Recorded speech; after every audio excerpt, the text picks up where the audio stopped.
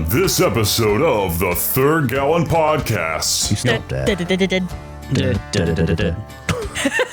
Micah's Angels arrive at the Gilded Halls. We had knocked out a Gilded Gunner and the bartender, I believe. To leave. The bartender For questioning. got deleted by Vivelle Ramsley Yep. after some questioning, and she helped you charm the Gilded Gunner. She led you back to the Gilded Gunner's secret hideout, and she informed you that Muglin's being held there because he's so deep in debt with the Gilded Gunners. They meet Sabora Sharkosa, leader of the Gilded Gunners. A beautifully upholstered chair sits behind a fine wooden desk engraved with gold filigree. And more importantly than any of that text, you see two other Gilded Gunner assassins like Gertrude. You see Miss Sabora Sharkosa. There's one more person in here. Muglin. And hear her offer to let them get Mugland. I understand that we have a common goal here. We both have matters to resolve with this little man right here, and she nods. Now, my affairs with Mr. Mugland are purely financial. I want to offer a compromise to you. If you can pay me what Mr. Mugland here owes, I'll give you Mr. Mugland. It's time to cut a deal. How many hit points do you have right now? What are you, a Fed? Now.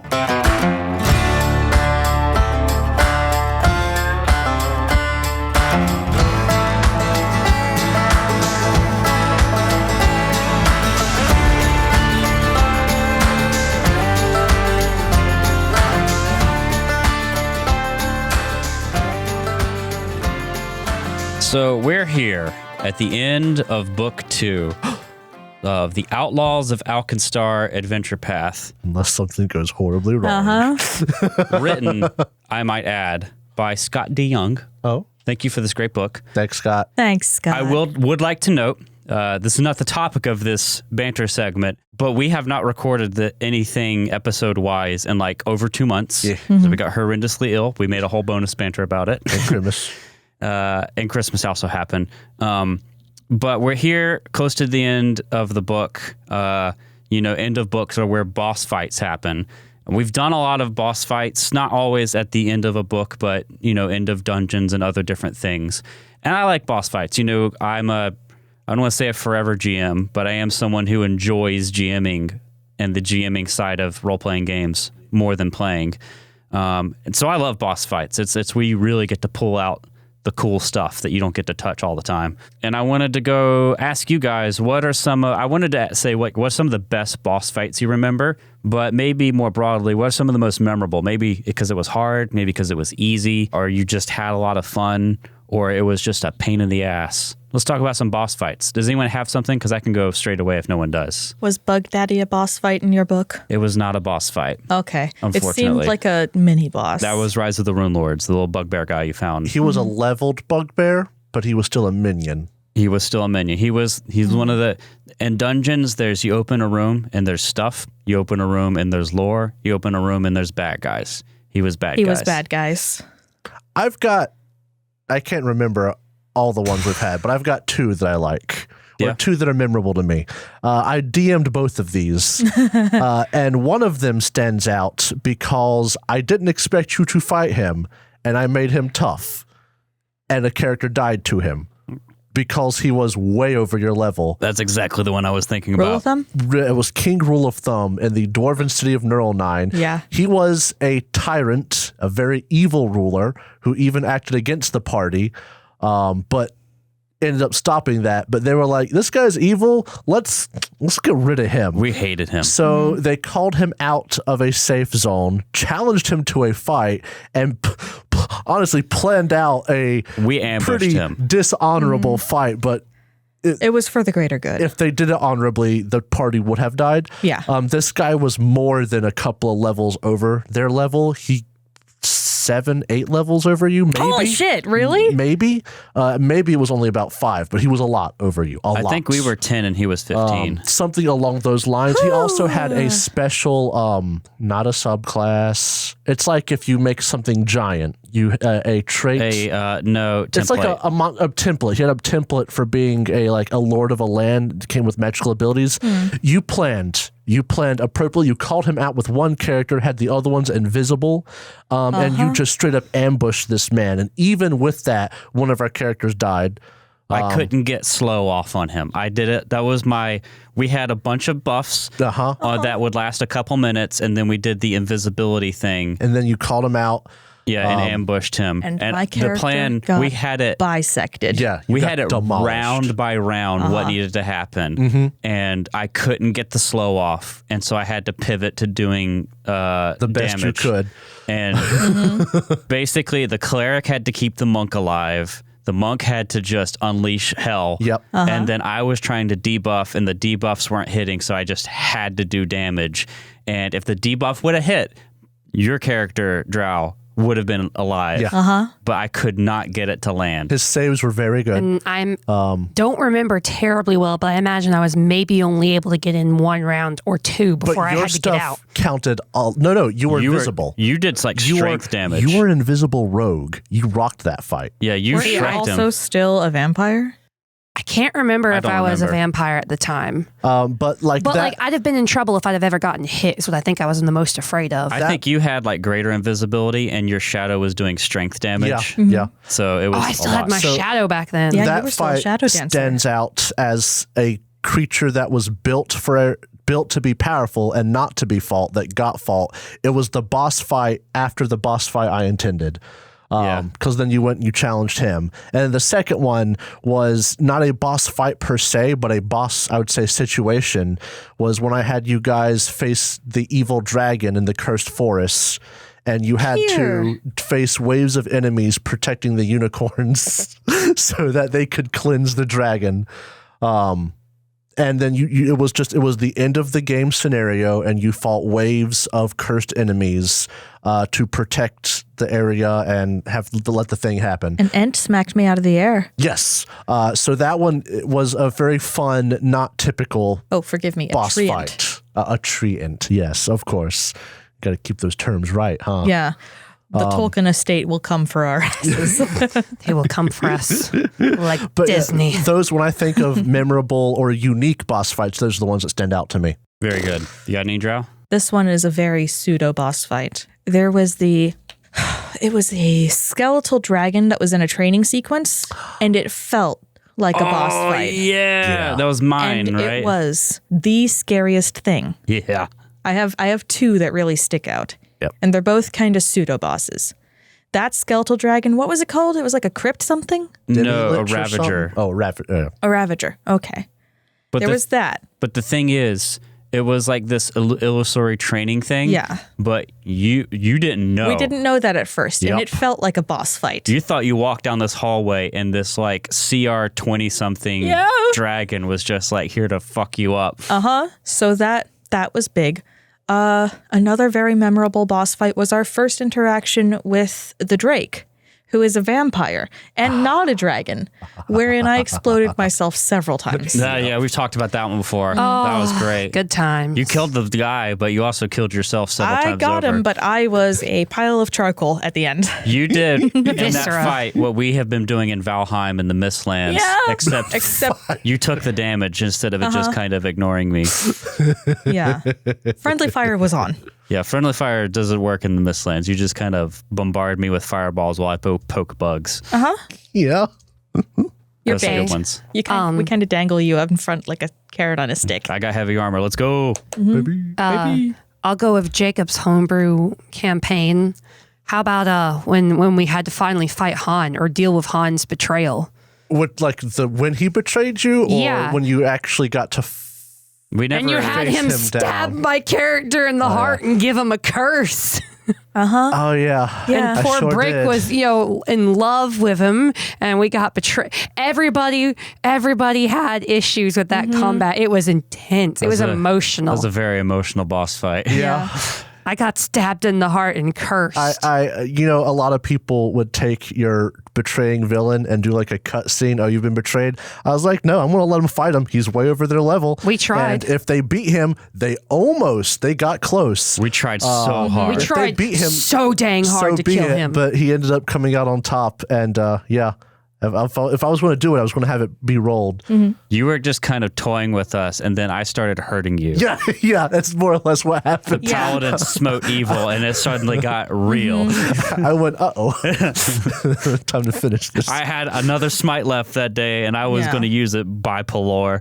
By Sarenrae. It was Pelor back then. It was Pelor back then. That's Yeah. right. Oh, good We old had to Grandpa. carry it over. Back whenever But yeah, you were that Catholic was- instead of Protestant. That was memorable for being emotional. Yeah. Oh, yeah. Anything else you got? Was that the main one? Does the Navina fight count as that a was a boss that fight? was- that was an because end I of it. ended that one being knocked out by a harpy. That was an end of adventure boss fight, yeah. Yeah. That was a one good one. was built. I have people that do reflect each of the players in that campaign, and that one was built for Owen. That was your boss. But forget that. Though it was cool. You had her with the drums and Yeah. she That was, was a a really fun scald. That was cool. But ending the combat by being knocked out by a harpy that Brick adopted and actually became useful. Yes. That just was clutch. That's my harpy daughter. I like the trope of fighting a party that's opposed to you. An anti-party. An anti-party. That's a good fight. It was very matched because Owen's villain was Navina, who did information and was a scald or a angry bard. And I had the special mechanic. Well, I gave her a disadvantage. She had to be along the wall in a cave that was full of Lined drums with all the drums. walls. And, like, and the- as long as she was the by the aesthetic. wall, she could keep her rage going for her party members. And I had a person for each party member to be their opposite. A fighter with a sword that did extra damage God Slayer sword. to anyone who did divine stuff for Dayrak. And I had a magic caster for Brick.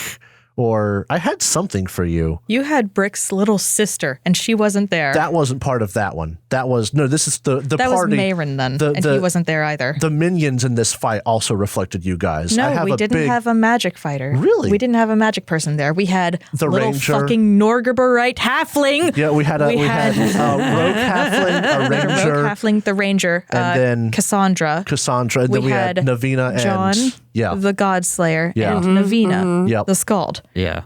So, what it was is Owen was meant for you because Brick cared about Owen. And that's what I failed that that's- will save. That's what it was. I had a weakness for each of you. How about that? I faced down a lot of stuff as a paladin in Jacob's But that homebrew game. sword. That sword. And like I've died twice. Once was legit. Yeah. Once was a story thing. Yeah. I was more scared of the guy with the godslaying sword than the witchfire that actually killed me. Yeah. Because the witchfire was fine until I suddenly died. No. The Scary. godslaying one told me that I was going to die. Scary was when we thought we were going to have to fight your gnome barbarian. Oh, yes. Scary was thinking we were going to fight. All of us Nisa. booked it. If you had to fight Nisa. We booked it from Because Nisa. you had her where she could wield the oversized weapons or something like that. She wielded 2 battle axes. And they were like normal people sized Yeah. or something like that. And she was way over our level. We were horrified You of had this her gnome. destroy a boss in one go, like this one is, turn. This is a bit off topic, but it is related. Sometimes as a DM, you have to think ahead and try to figure out what your players are going to do. And I've done that twice, or I've done it twice. One I I've put thought into exactly twice. into action. One of them was I wanted to do chase mechanics. I was like, how do I get them to run? I was like, oh, I want to have them see Nisa, and they're going to run. And sure enough, the moment I described her, some characters didn't even let me finish. Nope. They said they Yeah, ran. we run. And Yeah, you had like a felt good about line. that. She was going to come out. You described it, and then had like a line she was going to say, and you didn't even make it through the description. We're like, we run. We run. We run as fast as possible. So yeah, but oh no, it was yes, the boss fight. I'm glad you liked that one because I built that one to be impactful for Owen. Well, I just also liked the way it went. You had the cool character. There was ambiance. and Delilah, everything just culminated. And shout out to the best players in the world because they took the God-slaying sword and they gave it to an NPC who never got to see action. So I didn't have to worry about that being used. We gave it to Autumn. Yeah. And then he got possessed against the party and almost killed Dayrek. Hate that sword, bro. In the fight? Yeah. No, because he never got to use the sword once you gave it to him. No, he got to use it. Was he Against in that fight? Derek. Yeah, never he keep up showed with- up once or twice in the forest he wasn't- with Kier. Oh yeah, he was there, but he wasn't after. I don't remember. And he This is a got long time ago. Dayrek. This is a very long time Well, ago. I didn't have to worry about you using it against my creatures. So that's what worried me because I was like, I made this, and if they use it, I did it. But I didn't have to worry about it. It 'cause I doesn't have good matter. I players. had that stupid dragon slaying silver sword stupid From thing from the the- beginner box. Yeah, from Yeah, the you beginner did. box. And it was dumb and overpowered. Yeah. Oh man. Snowball anti-paladin. Was that a boss fight? I think it was supposed to be. However, it lost a lot of its gusto. Oh, whenever yeah. This is my we homebrew did the game. worst faux pas that you can do as a party. And I'm calling us out. I'm calling everybody else out. I'm asking you to respect your DMs enough to allow them to finish their monologue. Yeah. Jacob interrupted with a snowball and pelted this anti-paladin bad guy in the face. Yeah. I missed we is messed the up. worst part. No, I you thought you hit him. You hit Yeah. him in the hit him? face. No, you did hit. There was I missed my you follow-up. did this Okay. multiple times. Oh. You snowballed. That character was Now, just Buddy the let's- elf with snowballs. Let's also point out that at that point in time, we didn't have a good grasp. We were still learning the rules at that point in time. And we thought that, if my character acts while the bad guy is talking, we're going to get a surprise round.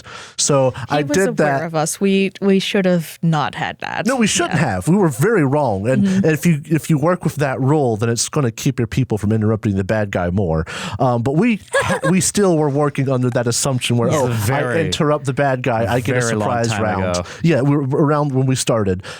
This may have been one of Derek's first. It was back adventures. whenever It was- we would play arcs in one whole setting In one for whole like setting. 10 hours. But yeah, Yep. he started monologuing, and I was just like, I threw a snowball at him.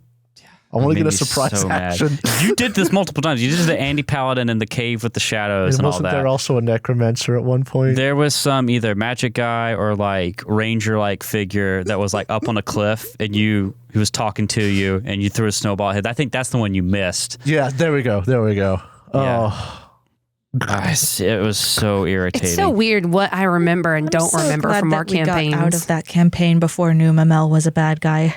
he may Well, have never My been heart one. couldn't have taken it. This is a whole nother topic. I thought I wanted to do that, but I couldn't because of Jacob. Yeah, because we had just gotten hit with Han. Jacob ruined all betrayal stories ever for me, so I couldn't do that. Listen, I was building up to that since our first session, so you chill out. That was mine. I should have known with you that you'd have betrayed us with What him. about you? What's your memorable boss fights? You said you had two. I took one of them. That was definitely as a player. I think the other one as a player would probably be whenever, I don't think this was a boss fight, but there was a mini boss whenever we were doing like that assault against some temple in the same place that we killed the king. There's the same story arc. And me and Micah worked out secretly that he had this ability to punch someone in the throat or the face. It was Jawbreaker. There was like Which a makes it so wizard or that something. There was Spellcasters can't cast verbal components. Oh, I do remember that. when you Yes. found out that the temple was a safe place. The undead couldn't get near the temple because there was a paladin or something there using their powers. Mayrin mounted an attack against the temple with undead, and you guys popped out to fight him and fight off the waves. And yes, you teleported his monk to Mayrin to do that thing. And yeah, that was We were doing rounds of thanks fighting. a lot.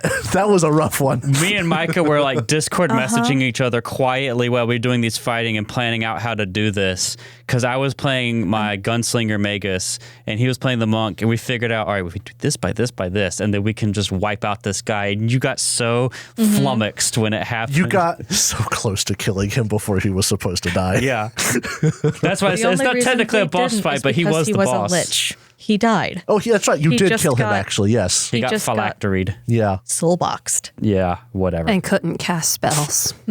But those are as a player. As a GM, I remember being very excited about the end of Book 3 of Reign of Winter. I don't think it was a very memorable boss fight for all of you, but it was very fun for me to run. There was that centaur cleric that had freedom of movement. And then there was the Svavathorine. Yeah, the summoned thing. The frost giant centaur with like 8 legs or whatever. That was really fun. Yeah. Another really good boss fight was the one we did backwards because we used spider climb and climb the tower. Oh my goodness. Yeah, there was a mini boss halfway through book 2 with this white dragon at the top of the clock tower. You're supposed to go up the clock tower and fight all these things. And then there's a dragon at the end. And he's not very powerful because you've just gone up the whole clock tower. Yeah. They had this thing that the game gave to them. Yeah. It was a wand of spider climb. And so they just said, we climb up the clock tower. And they did. And it was at night, I believe. Yeah, and they fought the dragon, and they destroyed it. I ended up turning that dragon into armor. Yeah. I got him back, though, because they split the party at the bottom of the tower and got absolutely trounced by trolls. Oh, my God. Yeah. I almost That killed was- Jacob's character. You basically Very close. did. You basically did. You led to his death, but the Yes. death was I rolled a controlled. die to see if you were going to be fine, hurt, or dead. And you were hurt. It was amazing, though, because directly after a boss fight, we had to stage a rescue, Yeah. Yeah. which No, it was because we did the boss fight, and then we went through the dungeon backwards entirely. Yeah. And then, right there at the end, you got captured, we had to leave, and I got my hands cut off. and you got your hands cut off. Yeah. Because And we then I split had up. to execute you. But because of this, the children were saved. Yes. Yeah. That was fun. Those good boss fights. I'm trying to think if there's any other big ones. Rokar syndrome. He wasn't even really a boss. But like, You made him a boss. you made him a boss You made him level the up second and follow time. us. Yeah, Yeah. that second time. He had minions. that he was a boss. really fun. Yeah. That was really fun. I brought him back as a mini boss. It was kind of a shame that there wasn't really a good boss in Forbidden Lands.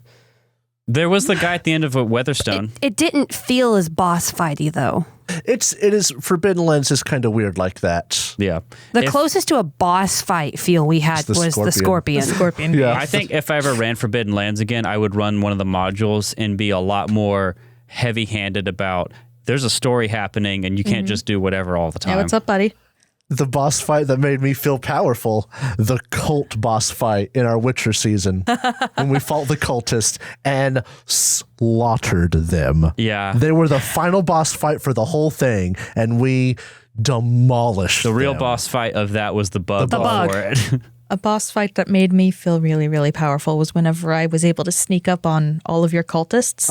And they were in a very specifically fireball-sized and shaped room. Sure were. And I was just able to fling That a wasn't little a ball. boss To feel fight, though. powerful in that one the too. boss was there. Really? She had to run away. It was more of a mini boss. right before. The boss of that book was the She was the boss of the dungeon. She and was it was the boss of that the dungeon. emissary of darkness or whatever. she was the mini boss of the Yeah. whole thing. Right before you cast the fireball that got everyone, I acted first and I had a short bow and I managed to, I think it was a critical with my short bow Yeah. and do sneak attack. And I think I wiped out one of them. I was like, yes. And then you wiped them all out with You fireball. one-shotted one of them and you're feeling so good, and then the room And got then- deleted. Yeah.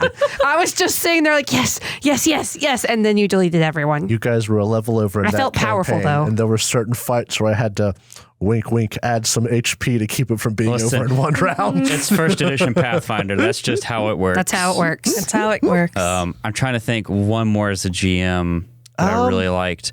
And the one I keep coming back to, because I can't remember anything else that I really enjoyed running, is it's also in Reign of Winter. It made me angry, but the first book boss in the White Tower, Pale Tower, that was a really fun boss fight. Not because of the boss itself. The But the wizard dungeon guy? was so cool when you went to the top, and Yeah. that room at the end was so cool. But then they had this witch and his familiar, and you killed his familiar. And we ate it. First round, I killed his familiar. It made me so mad. It doesn't do anything to the witch. It was You were just just spite. spite. Yeah, It I was was just being so mean. angry. It was a That goat. was That was gender. And he Drinder had, right like- there. Gender? That was gender. Drinder. That was Drinder right there because And he he- hated witches. He had like strategy stuff because I remember he didn't die as fast as I thought he would. He had like tiered defenses. you had him- Roxolos? You had him I can't retreat remember. and use the ice dragon Roxolos, statue. I remember that name.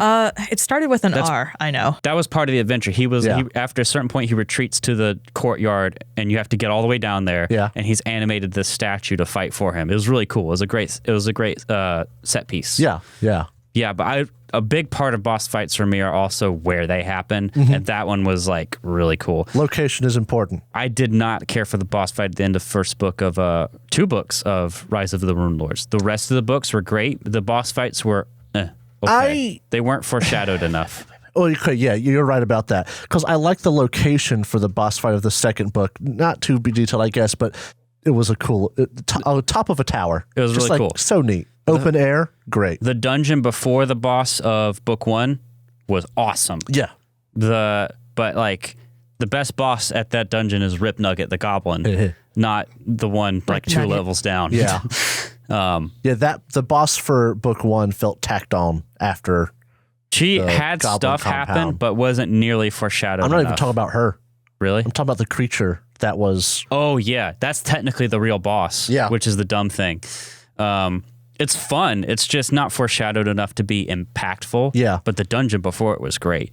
Yeah, we've ranted too long. I think we are at like 18 minutes. Oh my God. Oh my, really? Of boss fight talk. And we were trying to Speaking figure out something to banter about. Boss fight. Yeah, speaking of boss fights, centuries before I farted when I said centuries, the Starstone was raised. The leave Wizard that in. Kings Nex and Geb warred with one another, scarring the land between them into a devastated, unstable magic wasteland. From the glowing ashes of the minute waves, Oh my God. arose Alkenstar, the city of Smog. Mug. Oh my God. A Smog. metropolis of airships, skyscrapers, factories, and clockwork Norgaber worshippers. To the world, Alkenstar is Lower the your pinnacle of innovation and determination in the face of insurmountable odds. On its streets, life in Alkenstar is a non-stop race to stay ahead of the competition. And it is here, the desperate group, hungry for revenge, living on the edge of the law, hunts for the ones who cast them out. And they're going to fight or see one of them today. Yeah. They are the Outlaws of Alkenstar. It's time to go see Muglin. Speaking of Muglin, he doesn't worship Norgaber. If anything, he probably worships your second least favorite, Oh no. Abadar. Yeah. God of commerce. God of capitalism. By way of a recap for us and the audience. Please, it's been 2 months. Yeah. So, you had returned from the Cradle of Courts quite a while ago Yeah. in terms of us playing time at this point, not so much in terms of days. When you got back, you heard that Muglin was looking to test out Pyronite by going after one of his rivals, Miss Vivelle Ramsley, who runs this place called the Steaming Kingdom. It was a bathhouse, speakeasy kind of deal. You went and met with her and got her to let you like have weapons there and defend the place. Not that you really needed to be allowed to have weapons there because you stashed them. You endured this 2 stepped assault, one by like these divs, and then another from the Legionaiken. Gilded Gunners. And in so doing, some of them had snuck into the back rooms with Pyronite and were my trying to God. blow their way into some compartments back there. You never really found out where they were going after. Yeah. I remember the main thing I remember all these months later from playing is that the last one died because of rules about the item being unstable and him getting hit with like Yes, sonic damage. yes. And he got he critically failed the save on the Pyronite and basically just got deleted from detonated. existence. Evaporated. And after you sifted through the pink mist, you found the bartender and I think one of the Gilded Gunners still alive. Captured him. We had knocked out a Gash and a Gilded Gunner and the bartender, I believe. To leave. The bartender For questioning. got deleted by Vivelle Ramsley Yep. after some questioning, and she helped you charm the Gilded Gunner. Oh, that's right. And her name was Gertrude, I'm pretty sure. Well, it is now. It is. I'm double checking my notes. Now. Gertrude. Yeah, baby. Memory. It's been so long since we recorded it, which is bad because this is such a cliffhanger. Yeah. that I listened to the last This is the great thing about recording. I listened to the ending of the episode, so I remember what's happening. That is nice. But she led you back to the Gilded Gunners' secret hideout, and I believe she informed you that Muglin's being held there because he's so deep in debt with the Gilded Gunners. So you charmed her and you convinced her to take you to the HQ and talk with Sharkosa about buying out Muglin from her. Yeah. You made it to there, and what I remember happening is she went in. You heard her say oh, fuck. And she went and talked to Sharkosa and then came out and she had she a was black beat up. eye Yeah. and was beat up. Oh, poor thing. And told she you was that real nice, guys. Yeah, thanks. Good strategy. But told you that Sharkosa wanted to talk to you. And so you did some checks to make sure everything was above board. And as far as you could tell, this is a legit deal. Yeah. And you followed her into the Gilded Gunners hideout. Yeah. Y'all ready to go to a map? We're going into the snake pit, the lion's den, and I am out of most of my spells. So on our way, Uh-huh. Chester would like to speak to Gertrude. What do you say? They'll be like, so Gertrude, no hard feelings, right? You said that last time too. Oh, really? I mean, we could have killed you, but To the extent of are you still our friend? Oh, Nah. no. So what, tell us a little bit about Miss Sharkosa so we don't insult her inadvertently or whatnot. Oh, you're gonna meet her before too long. You don't need me to tell you much. Oh, come on. She got a gun? Got a favorite gun? She likes guns and gold. What can I say? That's pretty, she likes them a lot. Does she use them? What kind of gun do you think? She practices every day. I'm basically trying to get enough details out of her to pursue a You lead. stop that. Stop that.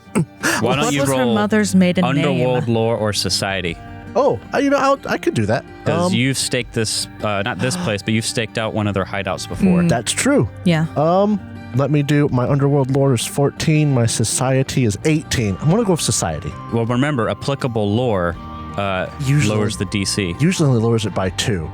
No, you're allowed to tell me to roll the better one. Which one's the better one? A plus your- 18 in Society or a plus 14 in Underworld? You have a better chance with underwear. Underworld lore. Wow. All right, I'm going to do it. Thank you for being nice. It is 15 plus 14 for 29. That will do it. We got it. I'm going to pursue a lead on her. What would that have been with society? With Society, that would have been a 15 plus 18 for 33. That wouldn't matter. You got it. Okay, right. cool. Oh, okay. But just for peel back, it was DC 33 society, DC 28 of applicable lore. Oh, wow. That's an intense. That's mix. intense. Yeah. So Yeah. I'm going to pursue a lead on her then. Yeah, you know she's a half elf. Yeah.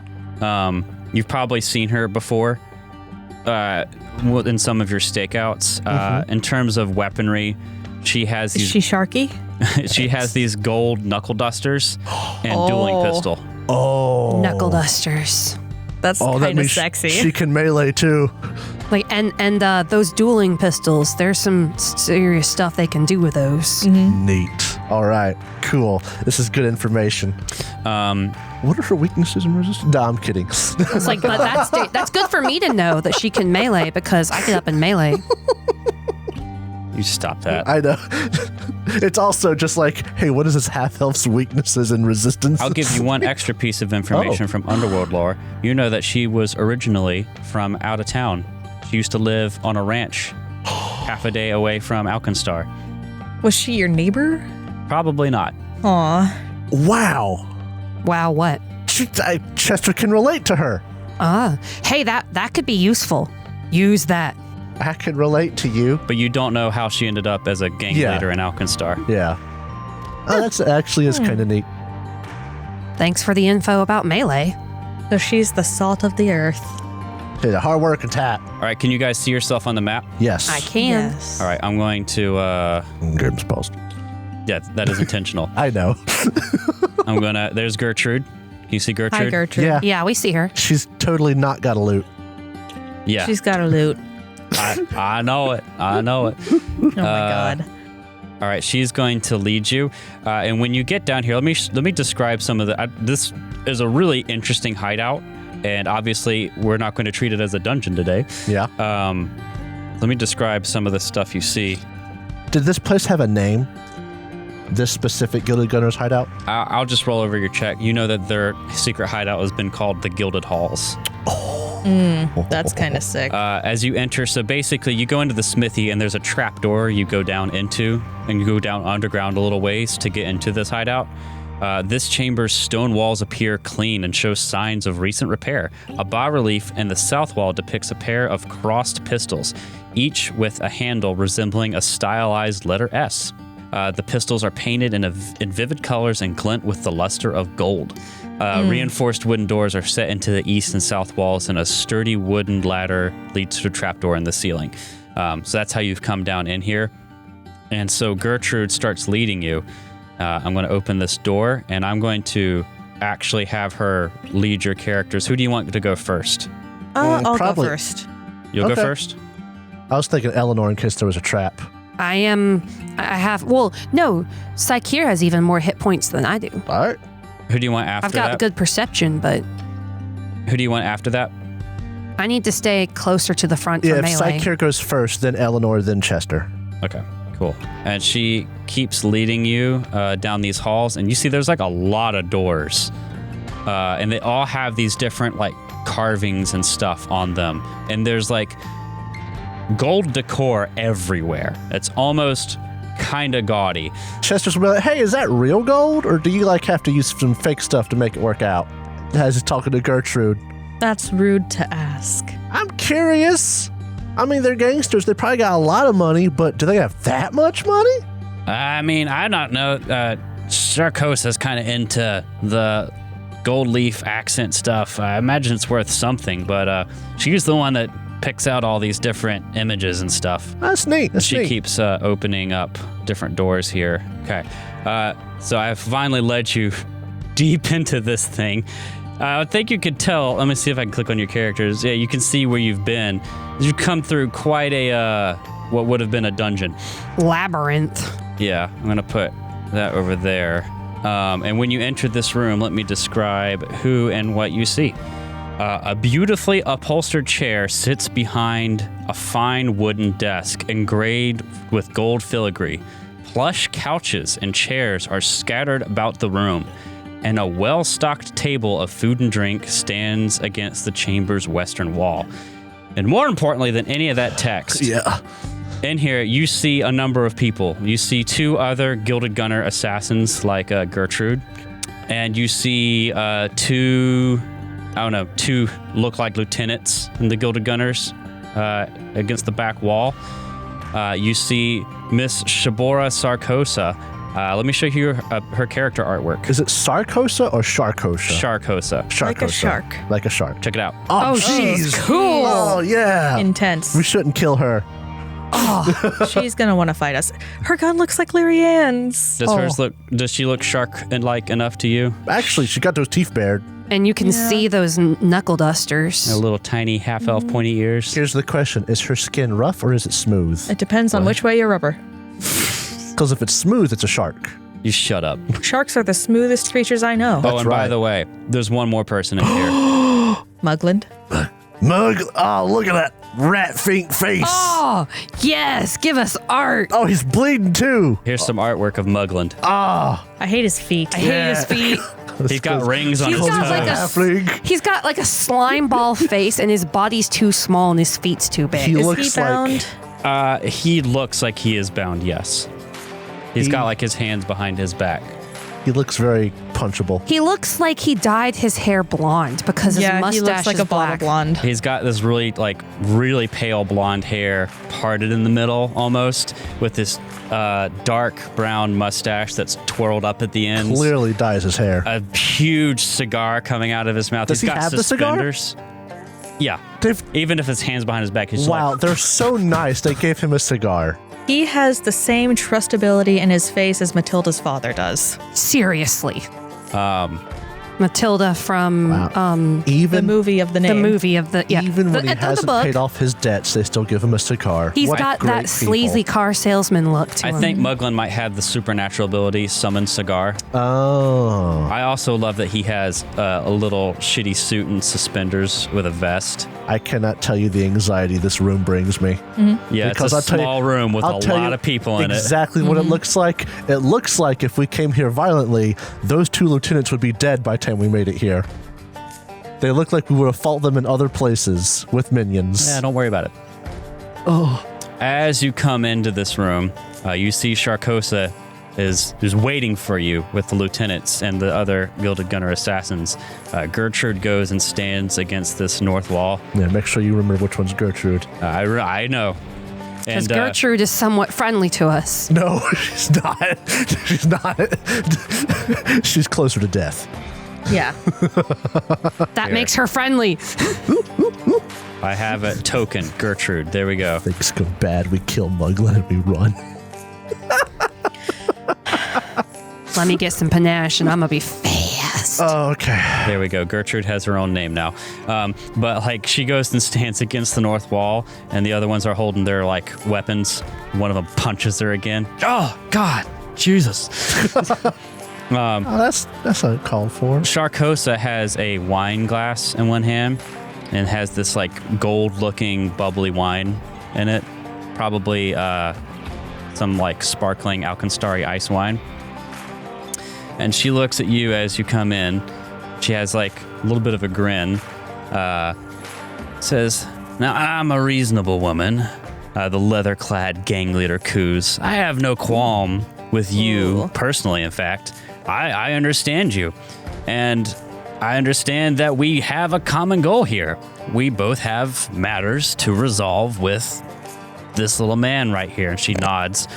Almost imperceptibly towards Muglin. You see Muglin like scowl back at her. The cigar gets red. But now my affairs with Mr. Muglin are purely financial. He owes me gold, and well, I love gold, as you can probably see. Couldn't tell. I want him to pay up. And because of your actions at the Steaming Kingdom, he wasn't able to give me the gold that he owes. Now, I don't necessarily blame you for that, but you must see at least somewhat that you're a little culpable for our current predicament. Now, with that in mind, I want to offer a compromise to you. If you can pay me what Mr. Muglin here owes, I'll give you Mr. Muglin. As I said, all I really want is gold. I have no need for him once I have my gold. And his debt is so substantial, though, that I'm afraid you won't be able to afford it. I won't accept anything less than pure gold, honest coin. And you see, if that's the case, if you're unable to afford his substantial debt, I do have another offer. If you can pay me a fraction, perhaps maybe up to half of what Mr. Muglin owes me, I'll agree to duel you for the honor of deciding his fate. What do you say? Now, this is what happens. During the speech, what do you guys do when you enter this room and you see Muglin? Chester don't do nothing yet. Okay. I like to think he's smarter than that.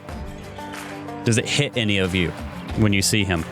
Psyche is very pointedly keeping their eyes fixed on Sharkosa so that they don't completely tune her out in looking at Muglin. I don't know. Eleanor doesn't.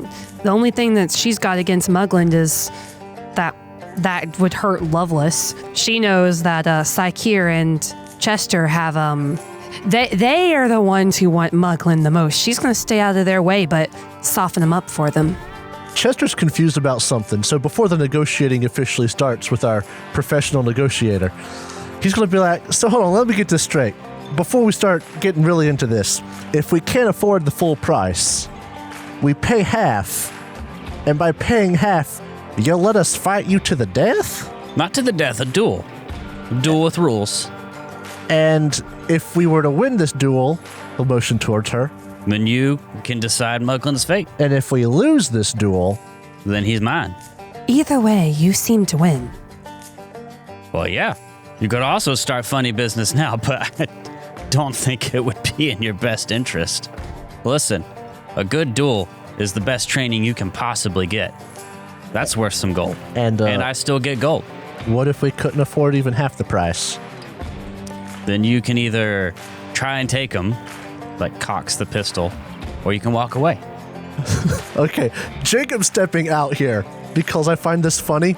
We can either, not knowing the prices yet. Now, when I say duel, there is a subsystem in the game for dueling. It's Okay. not just, it's built off of combat, but it is different than pure fight to the death combat. So if let's say we're looking at this in the most negative way possible, we can leave and let them kill Muglin, presumably. You don't know that they would kill Muglin. Yeah, Or- they might just keep continuing to listen to him and have him launch schemes. That's true, because does have that recipe. And that so would there is potentially get actually- them more gold.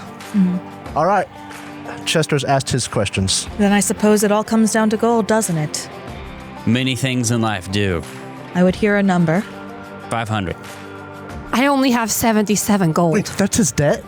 Mr. Muglin has run up quite a debt. I have 260 that I am willing to put to this. Though, Of your personal money? Yes. Yeah, I'll take my 77. Hold I on. don't care. It's not This- enough to do anything with. The stakes just got a lot lower.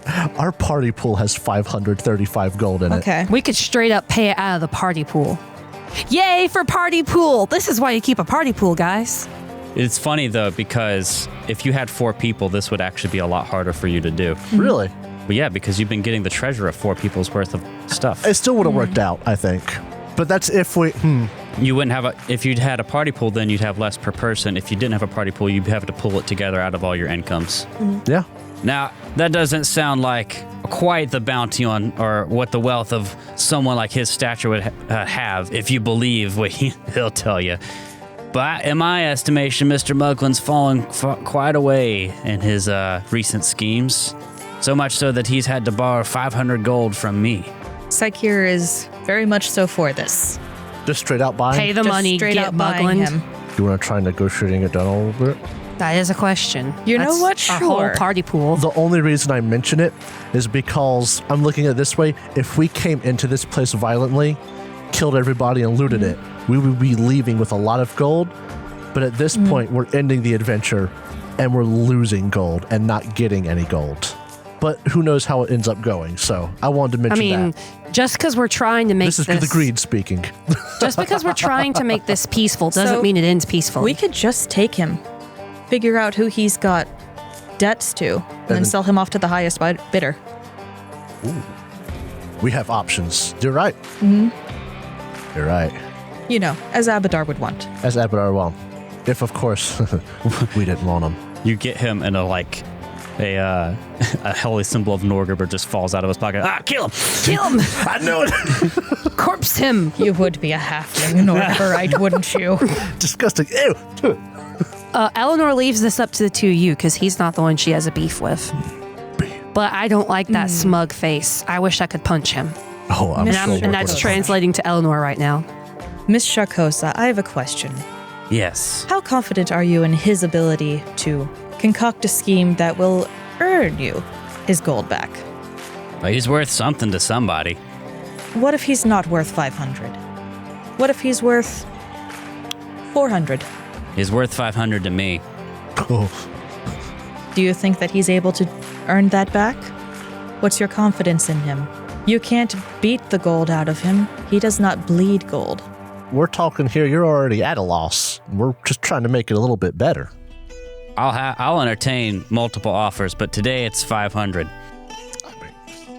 We're here, right? Let's not let gold stop our story. Come on. Yeah. I'm down for it if we all are. I mean, that's kind of a cool way to get this. Just straight up purchase your villain. The villains are us. Villains are us! He's unarmed, yes? He's bound Bound? and unarmed. He ain't got no mech suit. He had one when we found him. I knew it. Of course, we got him out of that. He was working on some sort of giant clockwork walker, but we pulled him away from it. Sold it for parts to pay off his debt. This is Maybe not that's canon. why it's I so know. low. I know.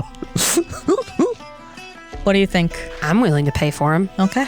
We got the money for it. You can take my Listen. 77 gold and pull that from not pull that from the party. Never ever going to get cursed, injured, or die. So let's do it.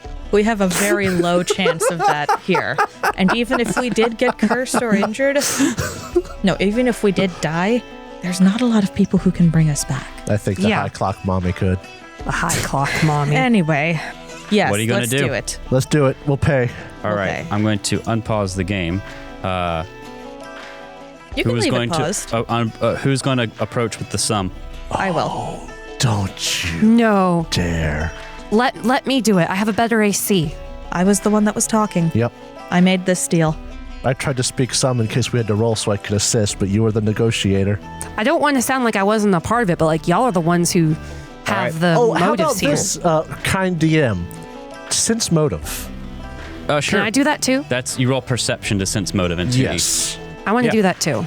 Anyone can do it. I will take it. Another 15 for 32. 32. Yes. Natty 19 for a 31. Okay, and then Psyche. Anyway, I rolled a 4. Oh. So that's a total of 16. You read the room. Both Chester, you and Eleanor both read the room. As far as you can tell, like everyone seems pretty calm. It's not like itchy trigger finger. Maybe you notice that one of the lieutenants is a little nervous about this, but like the other one's fine. The gunners, including Gertrude, are fine.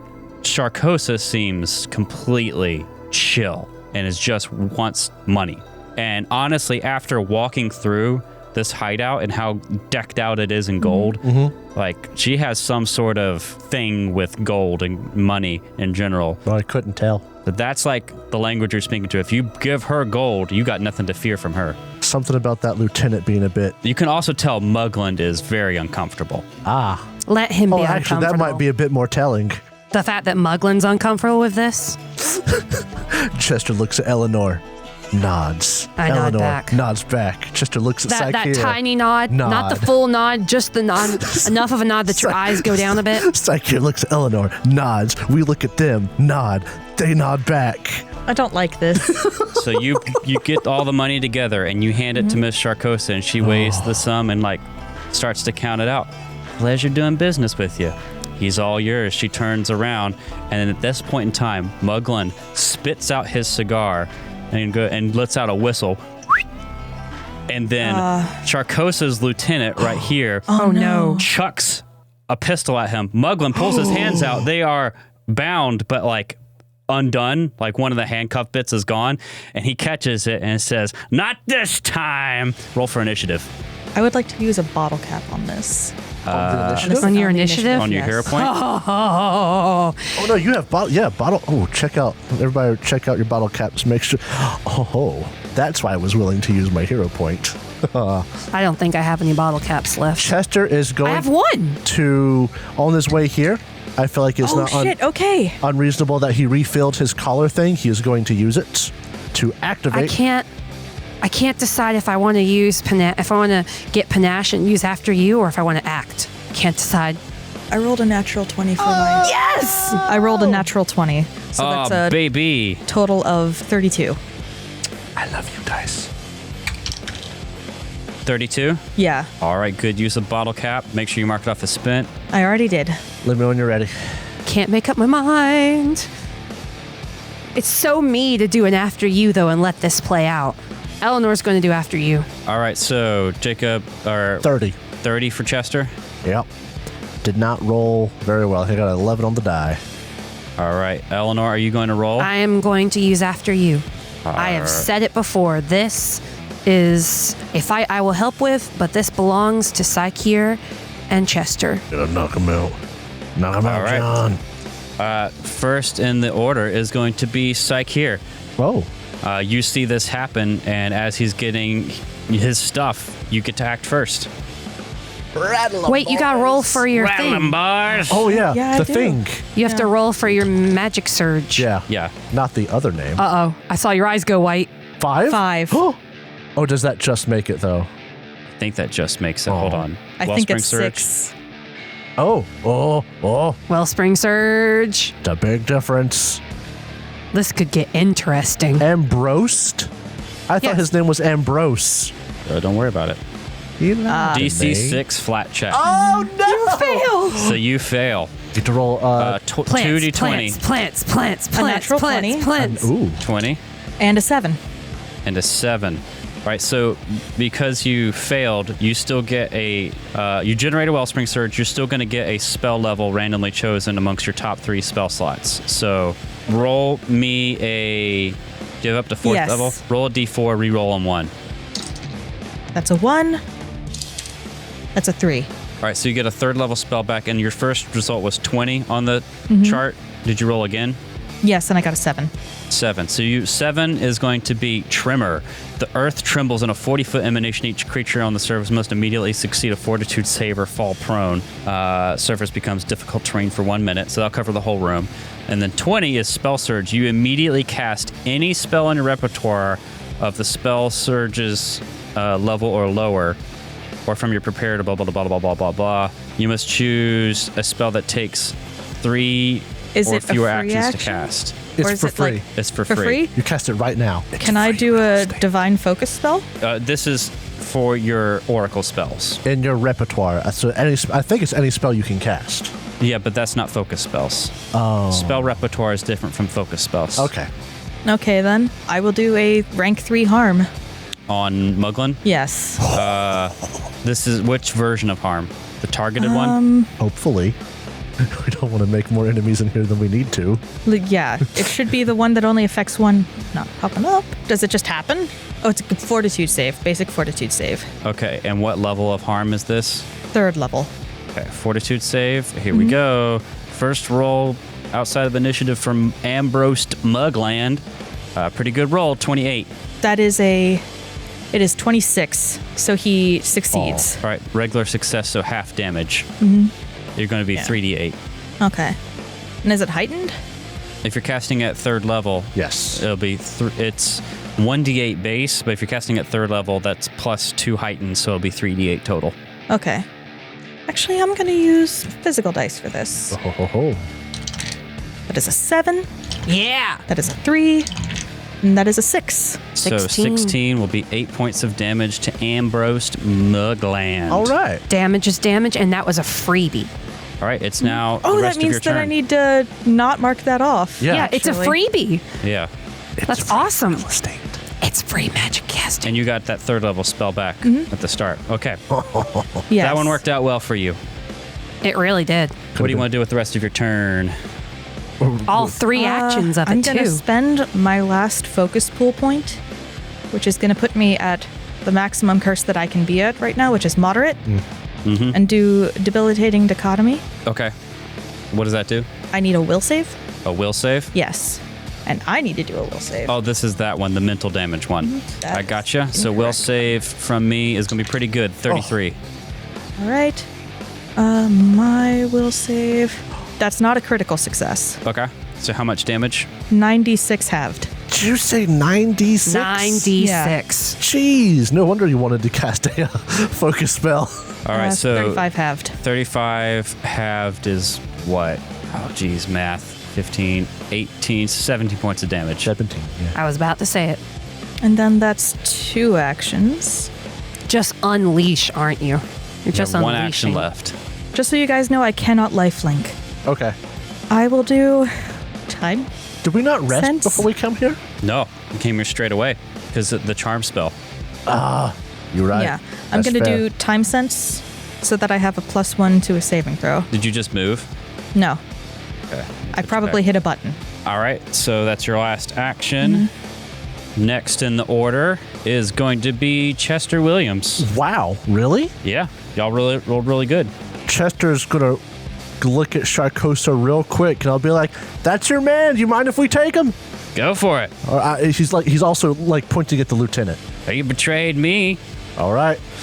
So that means I have 2 targets. Come on, if you had to pick which of the 2 lieutenants that would cross her, it's going to be that yeah. one. Chester. Not to stereotype, but he looks like a Norgerberite. Here, I'll show the art for everyone. This But, is just generic NPC art, to be fair. Oh, okay. Well, you picked really good because he looks like a Well, Norgerberite. they're a lieutenant, so he also look looks at like him. he's from Bloodborne. a little bit. Yeah, he does look like He he's from got an eye Bloodborne. patch? The other one just looks like, huh? But this one looks angry. That's what he looks like to the other lieutenants. Like, huh?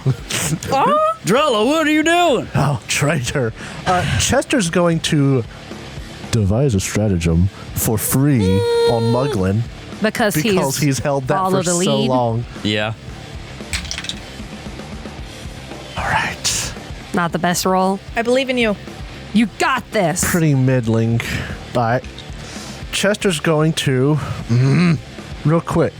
Yeah. What about the 3 minions at the top? They have not budged. They look None shocked. none of them look... That's right. He was the only one that looked startled. Yeah. So Chester's going to...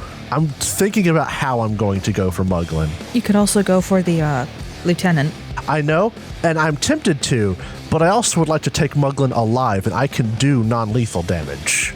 Let me I will take be care of the asking for our lieutenant. money back. This Do was what? very poor customer service, and I'm going to rate her badly on Yelp. It's like, let me take care of the lieutenant. Yeah, that's what I was counting on. So, but you go last, so he'll get some hits off on somebody. Or, Yeah, but I wanted to Or save an Sharkosa. action. but if I use my whip, I'm gonna have to get there or there. You know what? It's so Eleanor to roll. to Chester's use going to after move you. there. He got a 12 on the die, Yeah. so he's going to swing at Muglin with his whip. So move, draw whip, and he's going to swing with it. That's going to be 17 plus 12. 29. 29. 29 to hit. Yeah. That will hit. All right. That is 2d4 plus 3 plus 2d6. All He right. was kneeling, right? No, he was standing up. He had his hands behind him, bound, quote, quote. That is 6 plus 5 is 11, plus 1 is 12, plus 3 is 16, plus 3 is 19 damage. 19 damage. Lethal. Non-lethal. And that is Chester's turn. All right. It is now Muglin's turn. Yep. Muglin, now unbound and with his pistol in his face, and your face, is going to point it up at Chester and says, "Should have stayed at home, farm boy." And he's going to strike you. Like, hit me with the gun or shoot me. Because just the idea of him swinging a gun at me from way down there to way up here is a very funny image. I'm sure if he hits, it won't be funny, but it's a very funny image. Just, you should have stayed home, farm boy. You'd have to do a he tiny jump. Draws the weapon real quickly too. Quick draw and This do guy a would be a strike. rogue. You telling I me bet he's this also a Norgrim merchant-like fellow is a gunslinger?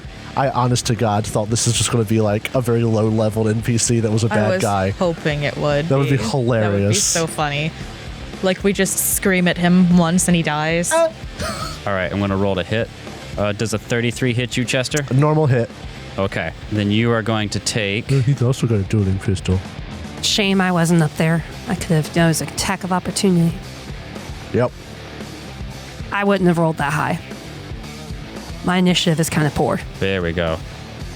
You're going to take from this 13 points of piercing damage, and when it hits you, it like doesn't just pierce into you; it like bursts in front of you, and it starts oozing green down you, and you're going to take 2d6 persistent acid damage. Oh shit. Great. That will be on Chester's turn. And then that's one shot. So he basically pulled out real fast, said his one-liner, I and wish his mom shot you in pulled the out. chest. I fucked up on that one. I was going to let that one go. I was like, I was so focused on my next edit thing. that out, thanks. leave it in. That's hilarious. He's going to shoot. He's going to reload and shoot you again. When you see him reload, he pulls another green bullet out. Actually, he's going to. Oh, use the green bullet. He's going to put a regular bullet in. You already got the acid. Dumb. You stopped that. Yeah, he's going to shoot you again since I'll you're in have his to. face. He just legalized acidic weapons. Legalized nuclear bombs. Legalized not hurting Chester. You're fine. Chester's so... He misses you. Ha! They reloaded too fast. So that's 3 actions, I believe. Quick draw, which is shooting, and then reload, shoot. Yeah, that's 3 actions. All right, cool. Next in the order is going to be Drella's turn. The lieutenant. He also has quick draw. This the bad guy lieutenant? Yeah. Okay. For sake of GM's ease, basically all these assassins and everybody are starting to clear out of the room. I didn't have them roll initiative, but they rolled a roll well. They're running? No, they're making way. Oh, okay. This is also going to be good for you guys, hopefully. They basically just get out of the way. So does Gertrude. It's like, it's not our fight.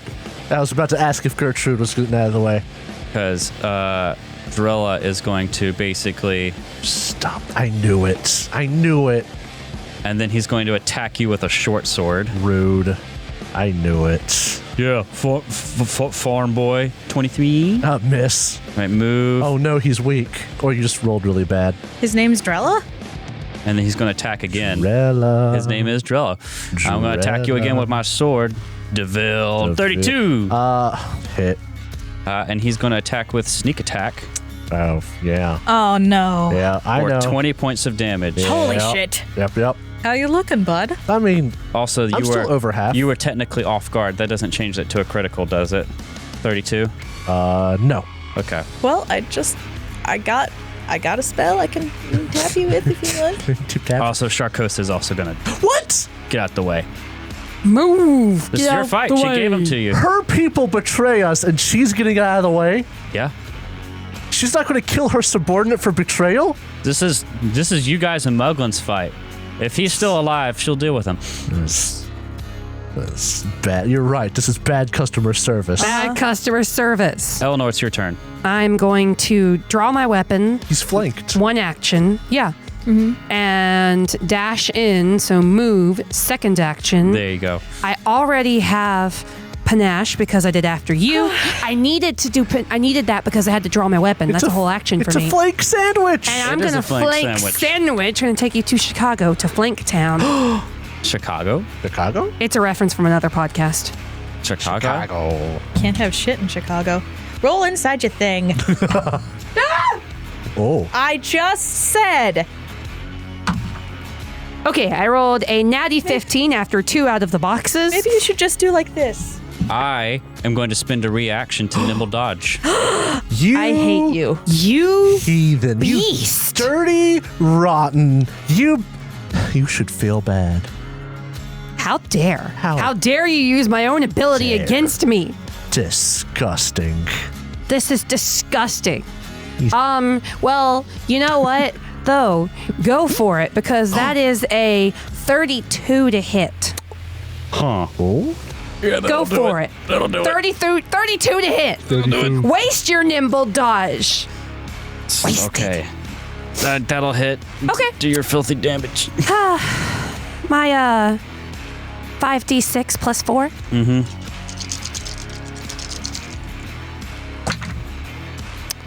That's 3 5s for a 15, 16, 19 damage plus 4 for 23 damage. 23 damage. And that's my turn. I drew, I moved, I struck. All right. And there you go. End of round 1, top of round 2, Psycheer. Oh boy. Do you need to be healed, Chester? Or I'm- harmed? Do you need to be harmed? Let me find my HP. Okay. Tell me what you want. I got. What you want. I'm at 57 of truly 69. want. You only have 69 hit Or no, points? 96. 96. It's, Oh! it's oh my not nice. God. It's Easton. I'm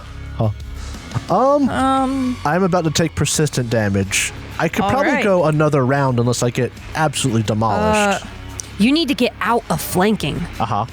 You don't need to be flanked anymore. Uh-huh. I'm gonna cast harm on you then. Okay. And you are a willing undead, right? I am willing and undead enough. Enough. All right. What level are you casting harm? This is my 3rd rank, the one that I got back. 3rd level? Yeah. All right. So I don't know if we've done this right, but when you heal or harm, It's a to D12. heal- yeah, but You also get to add 8 to it. for every rank. So at rank 3, instead of it's being, what would that be? 3d8 or 3d12 plus 8? It's 3d12 for you plus 24. Whoa. Yeah. Are read you the bottom. sure? Heighten plus 1. The amount of healing or damage increases by 1d8, and the extra healing for the 2-action version increases by 8. Whoa! I mean, I could do this in a 30-foot emanation. That would hurt Edglenor. And everybody else. But the additional doesn't get added to it. It's only if you heal does it get the additional. No, I know. Okay. this would heal you, this would harm the two bad guys in the room, and it would make me feel a little bit better because Sharkosa pussied out. It would also hurt Gertrude. I don't give a shit. Yeah, I can take it. What do you guys think? Sure, why I not? just said I can take it. It wouldn't. Does your D12 thing work for harm? I think it's just for heal. Yeah. So it would just be Okay. 3d8 at that point, and you wouldn't have the Fuck static. it then. I'm surprised you didn't just do painful vibrations. That I like is the a debilitating 4th level spell. dichotomy. Oh, you don't have any. I will use the 3rd level spell on Mugland and hold off to heal you. Okay. Fortitude save. 26. I rolled pretty good. Yeah, I succeed, but not critically so. Okay. So this is 3d8 halved. 31 for the audience at home is what I rolled for Mugland. 2, 8, and 1. So 11 Oof. half is Yeah. 5. Oof, that's rough. That's rough, buddy. Okay, so And then I'm going to do time sense again. okay, and that's a cantrip. Okay, what do I roll for that? Is it will? This is just me. Oh, I can't gain it again for an hour. Okay, never Oh. mind then. We have one more action left. What would you like to do? 1 action heal on Chester at 1st level. Okay, roll a d8. Reach out and touch Dag attacker. 6. You take 6 points of damage, Chester. What? They No, I said don't. heal, so I was being a little. It's a Chester heal. I feel so strong. That's your turn, Chester Williams. Chester Williams. Chester Williams is going to devise stratagem Okay, on Muglin okay, for free. for free. You didn't sound very happy with those results. Well, no. Isn't that how it always goes? You get to fight your biggest enemy and you just don't roll like you want. It's a 6 on the die. So Chester's gonna. Turn around and roll an attack on Drella. It's honestly it's a solid option. A 23 does not sound like it would hit a boss character, but I don't know enough about Muglin. Flanking. Flanking with Drella, you may be able to hit. You at least wouldn't critically fail.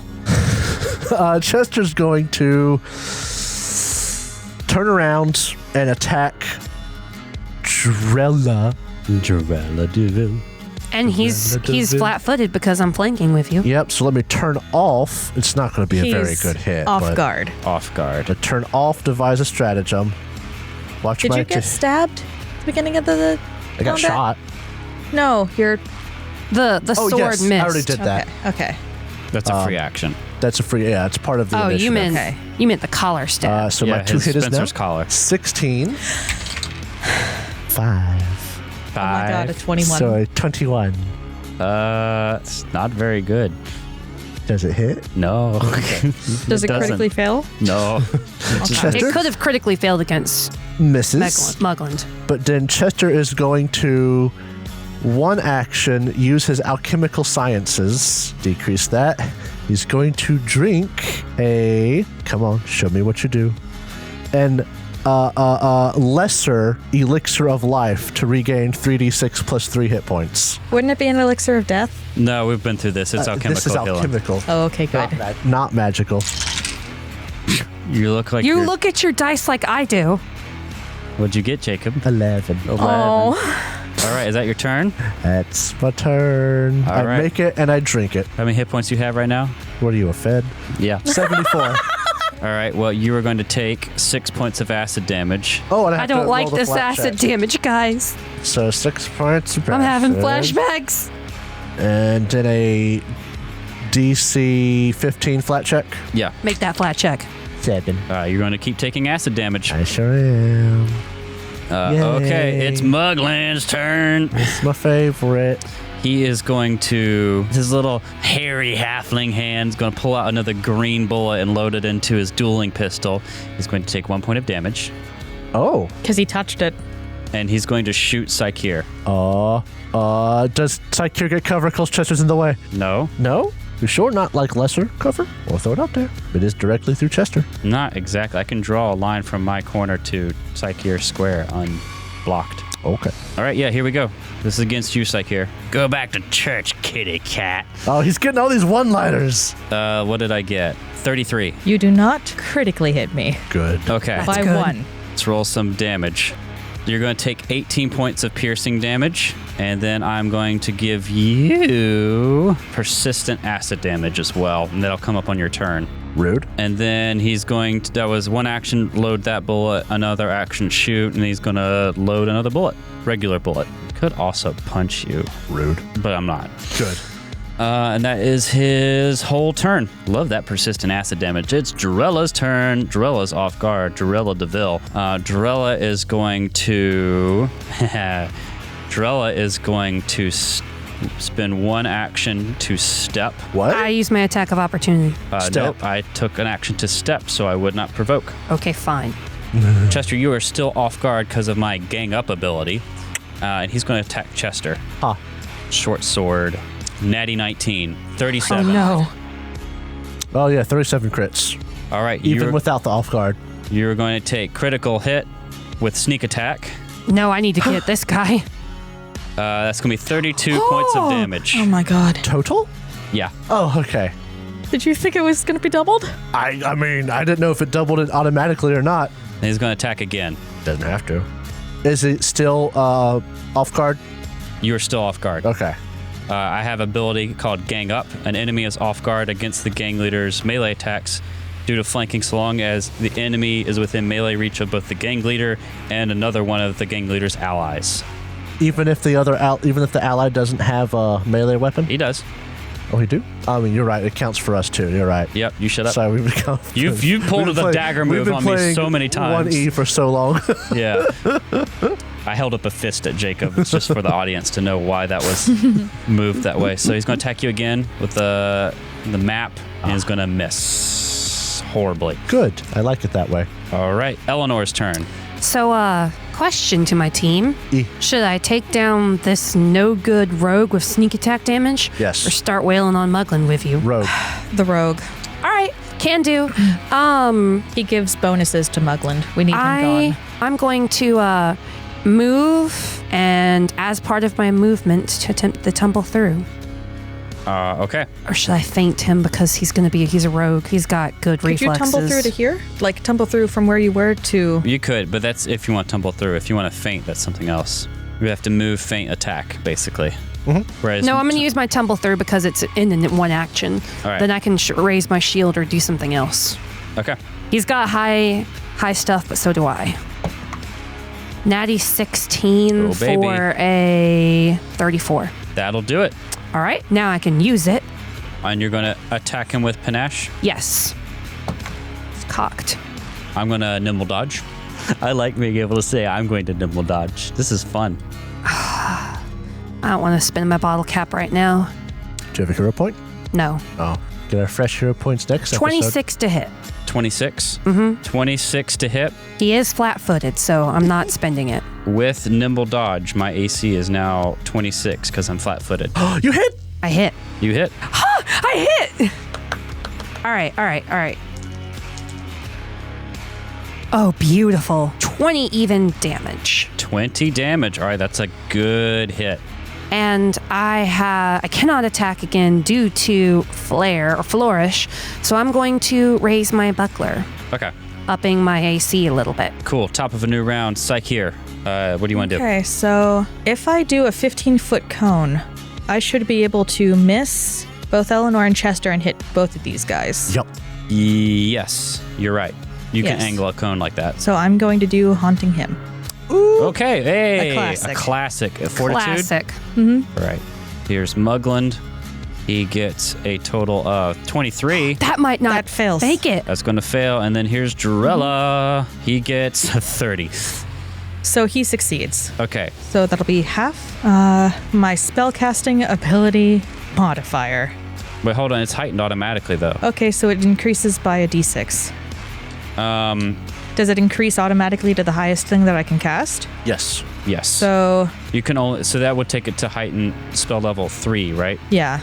Yeah. So that would just be the D6. Next level, okay. you'll get the 2D6. Wait, don't you have 4th level spells? I do, yes. It's up to level 4. Yeah, but it's heightened +2 to each one. Ooh. So Oh. it That's a would 6. be 3 and then 5. Yes. Okay. Go with those high rolls. So what's the damage? I don't need to roll this again. My charisma +6. So 10. 10. Yeah, 10 total. 10 total. All right, so, and then is there a condition if you fail the save? No, No. just if you critically fail. Okay, so Muglin's going to take 10 and Drella will take 5. This was 2 actions. I don't have. Stab this guy with my dagger. Really? I don't have my. Could I have my dagger drawn? Sure. Thank you. Well, you were discussing and you wouldn't have had your dagger out then. You know what? Okay, then I will attack with my. I will sheath it. Back with your claws. I will attack with my unarmed attack. 29. That'll hit. What damage does your unarmed do? We'll find out. 3. You swipe at him with your claws and scratch him. Sweet. It's the end of your turn. You're going to take Come on, make 7 your flat check. persistent damage. Okay. I can't keep watching my allies take persistent acid damage. And then roll me a recovery check. 9. That's a fail. Okay. It's Chester's turn. Chester's getting baffled. He'll be like, Sharkosa, can you not handle your own right frickin' now? He's right there. Chester will devise Don't a worry, he won't get away with it, but this is your fight, guys. My professional opinion of you has dropped significantly. We were going to be returning customers, You maybe. bought Muglin, not my aid. We bought a bound halfling. You did not deliver. Listen, I fired the delivery driver. Chester's going to devise a stratagem on I Muglin. want a refund. Did you roll well this time? Chester's going to take a 5-foot step, Okay. 1 action, Okay. draw a bomb, and throw it. Another action. Okay. This will be a... Is that the kind of bomb Chester's mom cooks up on the farm? oh yeah, let me turn on my devise a stratagem. You hit Mugland, right? I'm hitting Muglin. He's going to throw an acid flask moderate at Muglin. So that's going to be a 16 plus 17 for 33. That'll hit. Normal hit. All right, so first off, that'll be 2d6 plus 2. 13 acid damage. Okay. You're also going to take 2d6 plus 2 persistent damage. How you like it? Very good. Son of a bitch. That don't feel good, does it? And then Chester has one more action with which he is going to detect magic. No. Do you have any way to heal? Do you have a word? No, not because I have one action. If I had 2, I could do it again. He's going to raise his buckler. Okay. It is now the end of your turn. You were going to take 9 points of acid damage. Rude. Chester is rather hurt. Chester is rather hurt. 15? That succeeds. Oh, thank goodness. No more persistent There we acid go. damage. I just traded my acid damage with Muglin, Yeah, but you I did. gave him worse acid damage. You did. 2d6 plus 2. Yeah. Yeah. That's Chester's turn. He's going to him and Habita at the gangsters around doing nothing. Shut up, you illiterate farm boy. He shoots at you again. My mama raised me smart. I hope that's not the last 24. miss. Okay. Reload. He's going to shoot at you again because you hit him with acid. He don't like that. The second attack should have a much lower. Natural 1. Does it backfire? No. Oh, man, I wish that natural one were against you. Or you. Either one of you. Yeah. Chester don't have anything I would have he can opportune do. riposte him. Exactly. What a useless gunslinger. All right. That's the end of Muglin's turn. He's going to take 11 points of acid damage. Go, Chester. Oh, yeah. And then he's going to roll a recovery check. Hey, 15. Oh my god.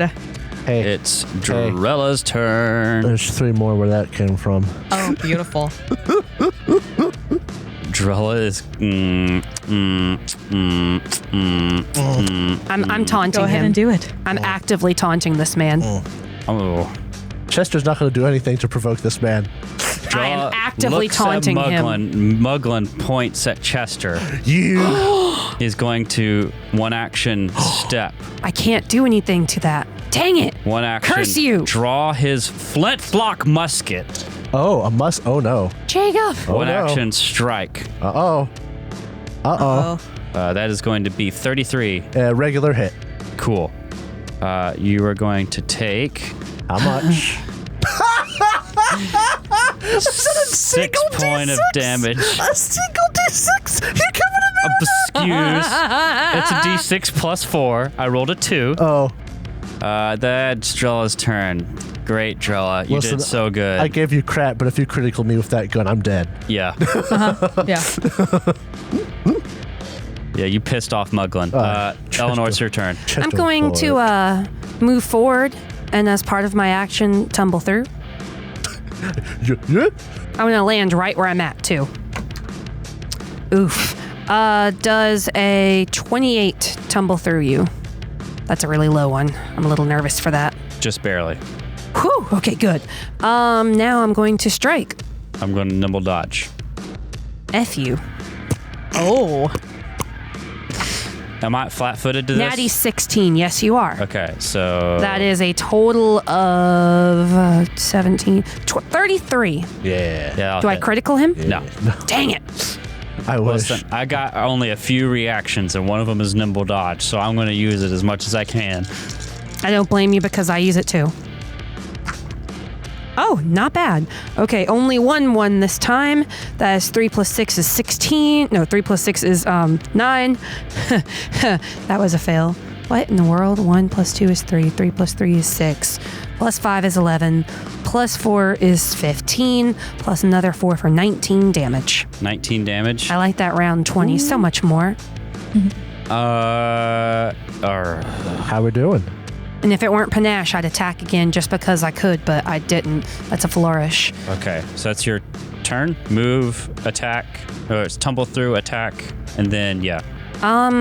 You have one action I left. have one action. I'm going to raise my buckler again. Thank I you. can't attack. Thank you, it's your turn.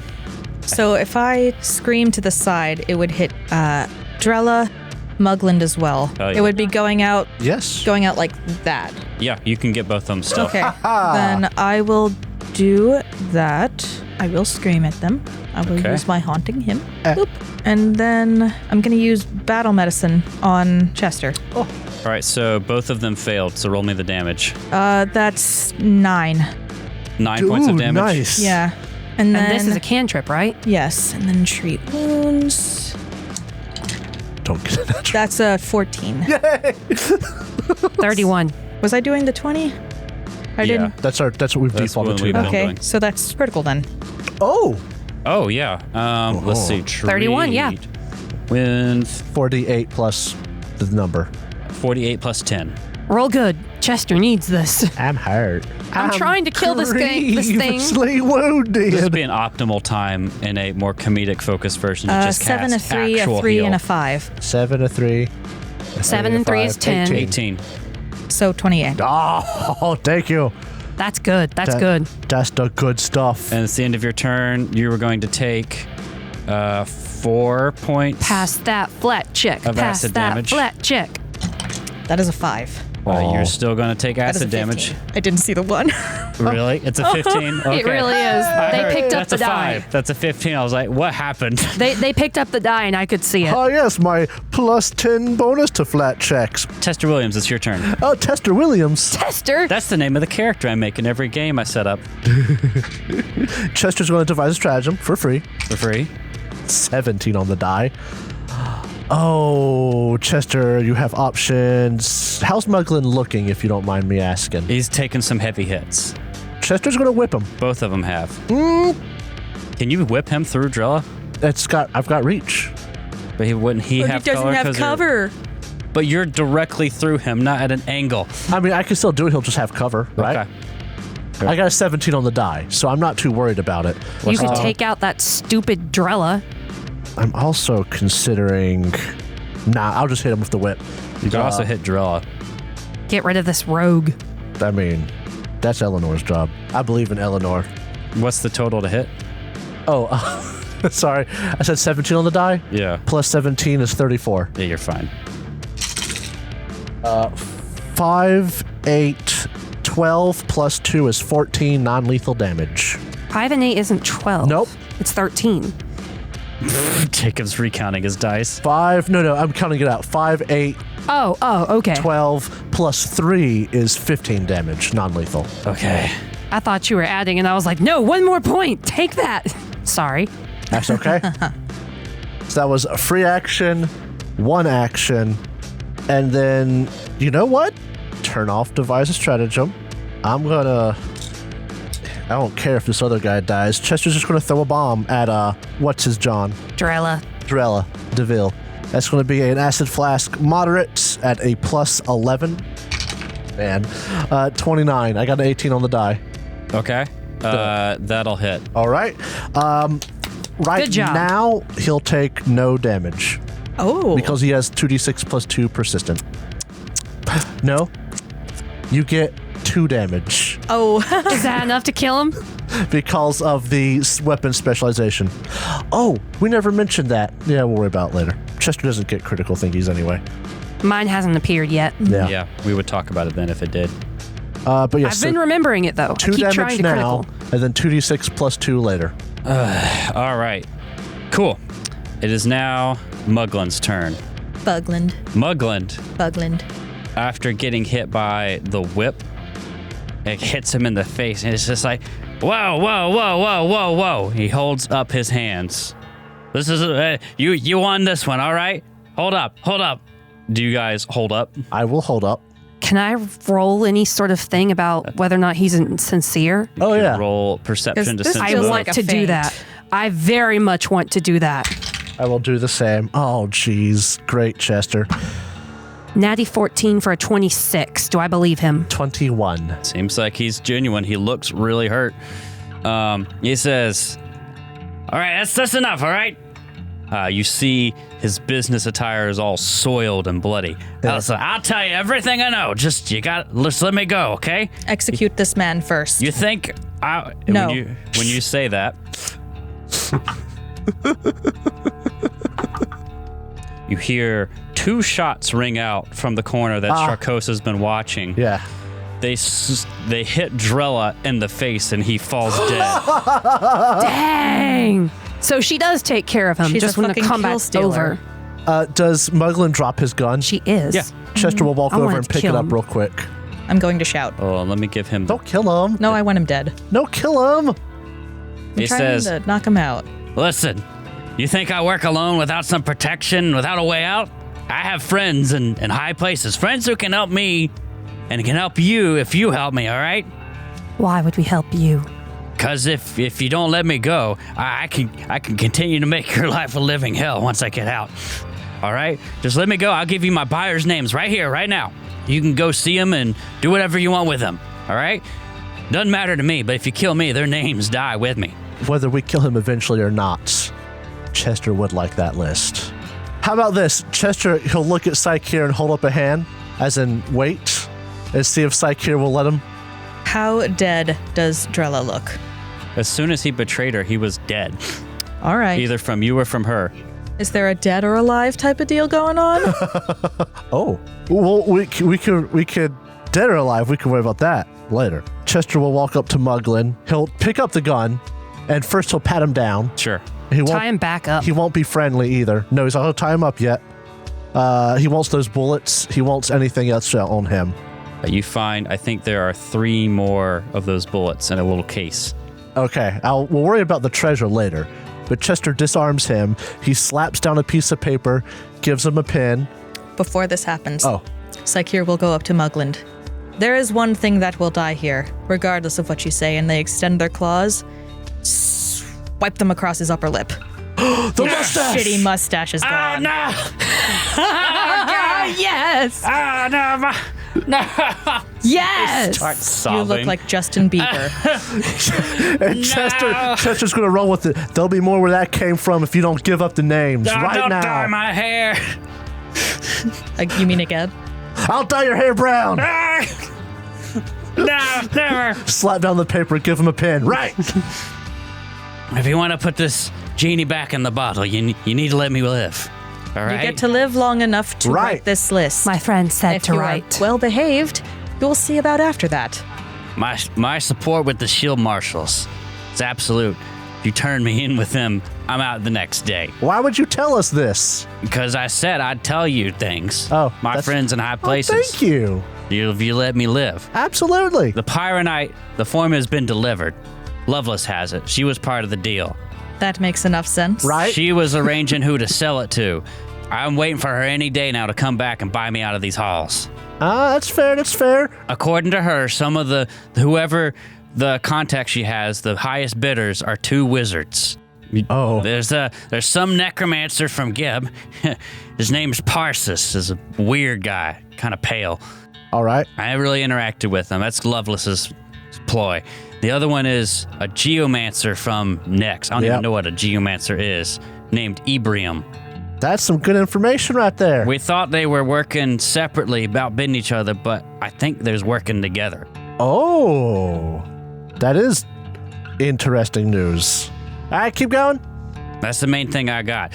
If you want to stop this ordeal, you got to take down Lovelace. This is her scheme now. She's the one that's been manufacturing Pyronite and looking to sell it off to these 2 wizards. And anything about them and what their plans for it are with her. All right. What happened to get you in such a sorry state? Touches his face where his mustache used to be. Sakir is wearing it. Sometimes Pick up the bloody mustache. Sometimes I didn't cut his lip off! sometimes the deal works out, sometimes it doesn't, all right? You should have gone to church. It's a tough business out there. It's tough being a businessman in this world. Sometimes you get your payday and sometimes it gets taken out from under you. That's a weak excuse. Chester will punch him. I've been waiting to do that. Just looking for a good. He's way too agreeable. What? I said, you're way too agreeable. I've been looking for a reason to punch you. You're slimy.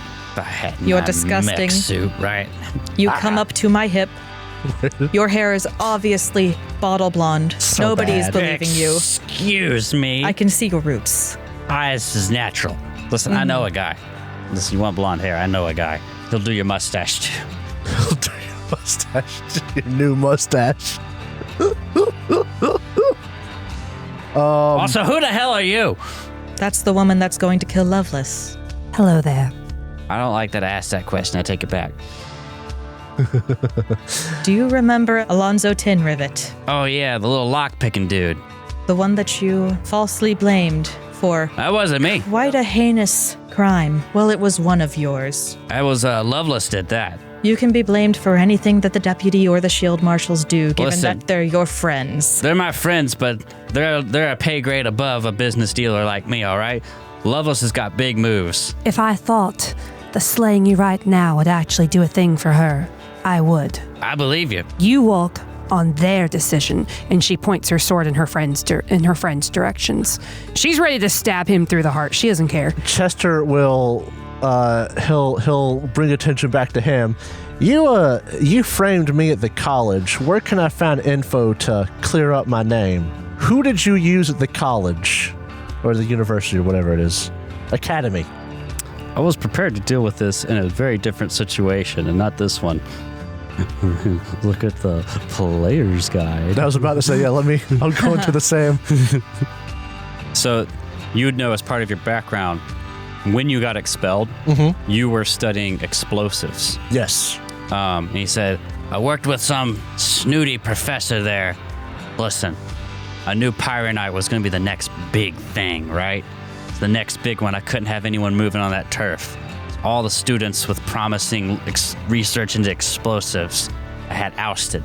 There's some dirty professor there called Professor Goose. He was willing to make a deal with me. I got evidence if you want it. Where at? Places. Tell me now. You have to let me go get I will it. kill you if you do not tell me. It's my house Where in your house? and my file vault. All right. Can you assure that it's still there? That was there last time I checked. How long ago was that? A couple weeks. You've been here this long? I've been busy. You will take us to your home then, and we'll have a lovely tea time. Where's your house at? Skyside. Of course it is. How do we get them there without people asking questions? Put them in the bag. Put them Put him in the bag! Guys, you're gonna put your mortal enemy into the bag of holding. Oh, that's actually not a bad idea, just taking them there. Honestly. They'll die. 10 minutes? It'll take you longer than 10 minutes to get there. We could just raid the house ourselves. Where's the key to your house? We could just put a cap on him. Where's the key to your house? Or Sharkosa, do you have the key to his house? Throws you a set of keys. Thank you so much. Muglin! It only slightly raises the customer service rating. You might get a 1 now. Sakir, do you want any info to help with your situation at the church? Or do you think what you're doing is too heretical in the first place? The revelations that I have gotten, what I have seen, the darkness that I have peered into, and the tendrils that have reached out to embrace me, could not have been done without this bottle blonde little bastard here. Sakir's going to get Good description. low. They're going to take a knee, Hi. get their face right up against his, to the point that probably the fresh skin where he was shaven can feel their breath. Do you know who Yog Sothoth is?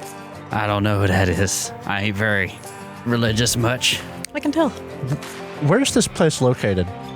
This place? Yes. This is in Ferris Quarter. Is it near the cliff area? Probably a couple blocks away. I have to double check. Do you have a way on getting rid of Muglin? What do you mean? Do you have a plan on how to get rid of him? I don't like where this is going. I want to shove him off a cliff. Oh my god. Holy shit, buddy. Okay. I don't trust that he'll die, though. How tall's that cliff? Yes. Yes. The thing is, there's... No. If we're gonna kill him, we need proof. What, proof that he's dead? I wanted to hear him scream as he fell. Do you say this out loud? Chester. No. I think that's how it's gonna have to be. Is your mother alive? I have no idea. Why not? I haven't seen her in years. Why's that? Been doing my own thing. Wait, so we're taking him with us? Just this, Chester will say out loud. It'd seem a little bit less odd for Mugland to go into his own home, wouldn't it? That's what we got the hat for. Can we change size? No. To be a big Muglin. I was always this big. We don't need Muglin to go inside his house, though. No. We have the key to it. We also, once again, don't have a way of getting him there safely. So Derek is right. He'll only be in the bag for 10 minutes before he suffocates. Chester wants to kill him one way or another. How long do you think until Loveless is going to come for you? I have no idea. Why would Loveless actually come for you? Why wouldn't she just leave you? Because we were working on this deal together. And? Are you a valuable asset anymore? Or are you useless now that she has the formula? I got her Pyronite. She owes me. Does she Oh, and usually? you're really hoping that she's going to be honorable about this. She's paid it back before. I don't see why she wouldn't this time. When's she going to, like, when? Did we already ask When? that? Yeah, you Yeah. have no idea. Oh. He thinks within the next few days, but it's him. Dang it. If it were the next few hours, I might just straight up be like, we stay. Yeah. Could just hide and wait We could ourselves. stake out this area. We don't need Muglin for that. Why us? Listen, I've stepped on a lot of people to get this Pyronite deal done. What are you going to do with the money? What do you want from this? What is worth putting Alkenstar on the firing line? Gold is gold. Trying to get my place back in the world. And I want a boat. Says gold is gold. Sharkosa goes word. Word. Clink. Get a boat, sail down the Estrada, and go up to Absalom. I think that it would behoove everybody for you to write a letter to your dear friend so that she'll know where she can find you since you're not going to be here. Where you taking me? To the farm. Wink. Chester's lying. He's not taking him to the farm. Oh no. What do you do? Do you give him pen and paper or something? Does Sharkosa have any? Yeah. Chester had What some. do you want? What do you want Muglin to do? I want this to be a setup from Mugland, left with Sharkosa, so that we'll have a third, area to stake out, somewhere that Sharkosa's not going to be, somewhere that we can pick. Well, if you say he left the Gilded Halls, then there's... Here's the thing. If we leave a note with Sharkosa and Loveless comes here, Loveless will ask, where's Muglin? And if Muglin had gotten away, why hadn't Muglin contacted her directly? Could be in hiding. Even so, they probably have a way of contacting each other. And there's nothing to say that Sharkosa won't just tell Loveless that he got bought by somebody. I don't know if she would trust a note left here. We could certainly try, though. Whatever. We could have Has it been 10 minutes? Probably. we could have a third meeting place, the brewery. That'd be fun. Line it with Pyronite. Yeah. Line the street corner with Pyronite. Get it blamed on them. Boom. Oh, yes. Nothing like... That is your hideout, though. You're not sure you want to No, give not that away. brewery. Gattleby's Brewery. Oh, yeah. Nothing like a good old little bit of domestic terrorism. I would assume 10 minutes has passed. Yeah. Okay, I'm getting back one of my focus points. Okay. Well, you have to refocus, which isn't a thing you do outside of combat. Well, we're not in combat. You have to do it. It wouldn't be like talking to Mugland. It would be like praying or... This is very refocusing and refreshing for me. Does Psycheer pray to themselves? I'm pretty Psycheer great. still prays to Bry. They're going to inherit the title eventually, but they have not yet. So what do you want to do? You have some important information now. You always knew Mugland and Loveless were linked. Yeah. But now you know that they are like super in on this deal together. Like this is something that both work on, so it's a tighter link than perhaps you previously knew. And I know more about Loveless. You do know more about Loveless. You know that the Pyronite formula has already been delivered and has buyers. Mugland, I have a question. Yeah. Do you know who actually committed the crimes that Al was blamed for? Some street gang, probably. Listen, Which one? Loveless is the one that went after that Al fellow, not me. Those business partners, good friends, but business partners. I have no business with that. You're lucky you don't. I feel not very lucky, but luckier than I could be. Do you feel like lucky, halfling? Who's lucky? No, I'm just wondering if halflings usually feel lucky. In 5e they do. There it is. Meta joke. All right. You want to cast a spell, or can we take him for a walk? Let's take him for a walk. Let's go. Let's get out of here, Mugland. We'll let you go. All right. We have to get some places first, though. Okay. Sharkosa, I'm not leaving the best review of you. You could have helped out a bit more, but you didn't also attack us, so I appreciate it. She flips you 10 gold Hot dog! each. Each? Ooh. I'll Thanks for take my taking 10 care gold. of a problem for me. Points to Drilla. I am a little disappointed that I didn't get That to do it myself. was worth gold. I'm going to put my gold in the party pool. Yeah, put it in the party pool. I'm keeping mine. That's all right. 55. Let's take a walk, Mugland. All right, so where do you go? He'll have his... Oh, he's going to go to Cliff. Okay. Walk To by... Skyside? To what? Up towards Skyside? Oh, no, to Oh, the no. I'm just going to... hillside, We'll right? walk him by the cliff, wherever it is. And he'll look at Psycheer, and he'll be like... He'll motion towards Mugland, and then he'll motion towards himself. If you don't shove, Chester will. I was giving you the option to. Okay. Chester will be like, Mugland, it was real nice talking to you. And he'll shove him. Make me an athletics check. Just shove. Oh. Can I add my device treasure? Since Yes. it's free? Sure. Why not? Luckily, I get to add my intelligence to this. That's 3 plus that.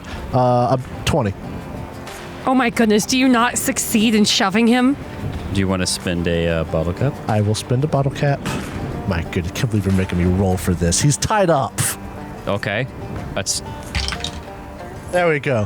15 plus 17. No, 16. 31. yeah. You shove him, and he falls off the cliff, and you hear him. "Ah." He falls to his death. That was presumably. good. If he comes back from that, better be with a mech suit. And that is where we're going to end today's episode. Congratulations, you have finished book 2 of Outlaws of Alkenstar. Woo! Basically, you have also hit level 9. Oh! Cool. You have finished off your rival, Ambrose Muglin. 1 down, 1 to go. We can set our sights on Loveless now.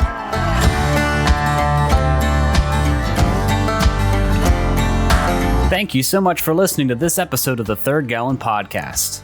If you enjoyed it, please consider subscribing, rating, and reviewing us.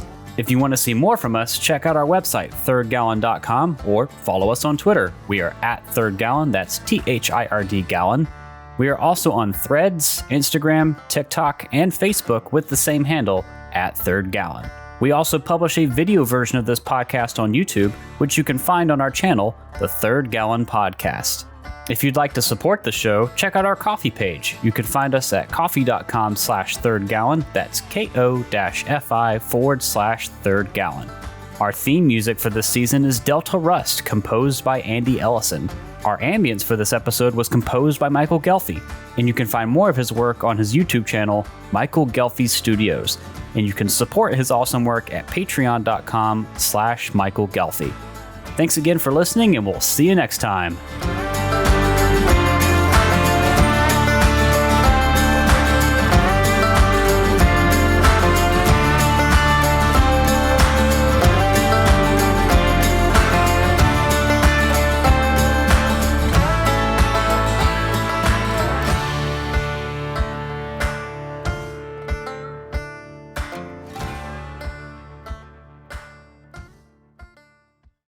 How about Eleanor's doing laundry? Chester's going back to his room and finds that Psycheer's in it tearing up the thing, and that's just where he pick up. And Eleanor needs to get the laundry out of Chester's room, and Chester needs to deal with Psycheer and the yarn. This is just ridiculous, but to get back in the spirit of it. All right, we come upon the Bullet Barrel and Bullet Saloon. It's late night on Wednesday, which doesn't exist in Calarian's calendar. Chester, you had some drinks down at the bar. Let's Everybody happy to have him, son, Chester. come back up from the bar. You're feeling a little tipsy. You've had a good time. You had another steak with Gattleby. The door to your room is slightly open. The door is ajar. Chester draws his gun and walks towards the door. You open the door and you see Psycheer Chester purring. shoots. Psycheer. No. Okay. Psycheer, what are you doing?